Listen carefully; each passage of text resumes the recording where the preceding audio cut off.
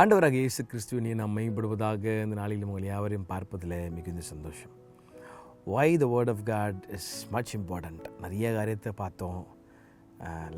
Learn more about Jesus through the word of God. Life through this word of God.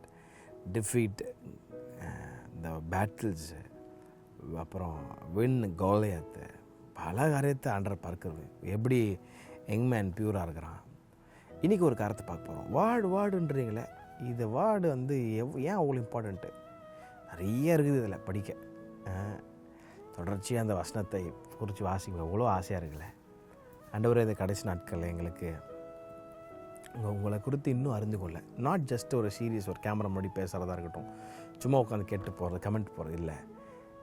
நாங்கள் சரியாக உண்மை குறித்து அறிந்து கொள்ள எங்களுக்கு இருபதாங்க ஆண்டவரே.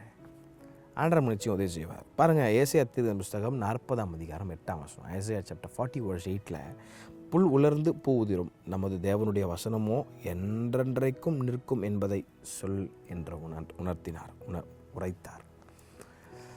புல் பட்டு போயிடும், டக்குன்னு இதில் போயிடும். இங்கிலீஷில் உங்களுக்கு ரொம்ப யூஸ்ஃபுல்லாக இருக்கும்னு நினைக்கிறேன். நான் அதையும் உங்களுக்கு வாசி காட்டுறேன்.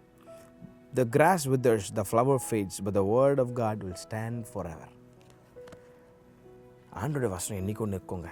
அதனால தான் சொன்னார் ஆண்டவர், வான பூமி ஒழிந்து போனாலும் வசனம் ஒழினாலும் ஒழியாது. word of God will never fade. ஆமாம், word never fades.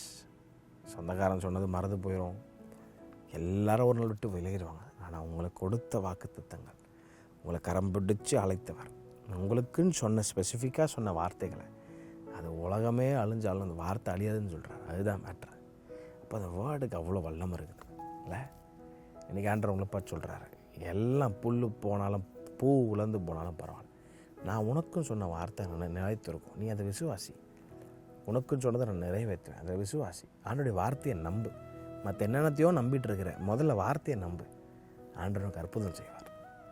கர்த்தர் தாமே தொடர்ந்து உங்களை அவர் ஆஸ்வதிக்கும்படி நான் ஜெபம் பண்ணிக்கிறேன். Have a blessed day. God bless you.